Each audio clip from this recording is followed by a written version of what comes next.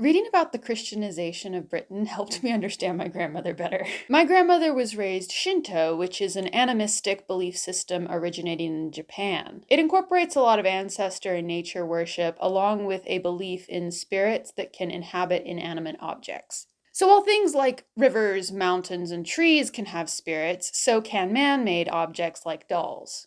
Shintoism was the state religion of Imperial Japan where my grandmother grew up.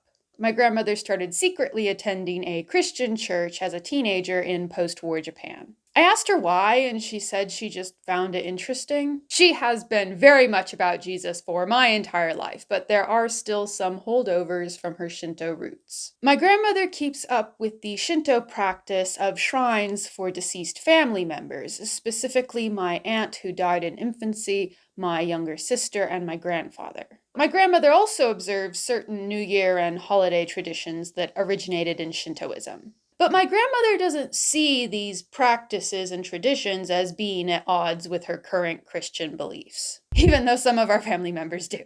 My grandmother treats these things more as cultural practices than spiritual practices, which in some ways is what you see happen in Britain. Existing belief systems got repackaged and assimilated into the new belief system. It's also what happened with Rome, which is why modern evangelicals are so patriarchal and militaristic.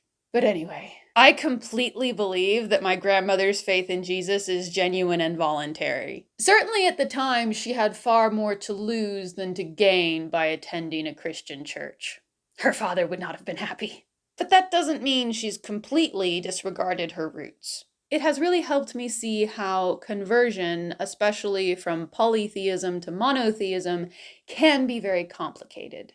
Keeping old spiritual practices is not necessarily a sign of rebellion against new spiritual practices. And even when conversion is completely voluntary, it doesn't mean that old traditions and beliefs will be completely abandoned. This is why Catholic missionaries to Britain started offering Christian alternatives to existing holidays. This is why we have myths and folklore where Celtic gods and monsters interact with figures from the Bible. But that isn't evidence of coercion, which is not to say that nobody was forced to convert to Christianity. Some people were forced to convert to Christianity. But the range of experiences of individuals could be much more complicated. Human experiences are wide and varied and complicated and rarely fit into neat little boxes.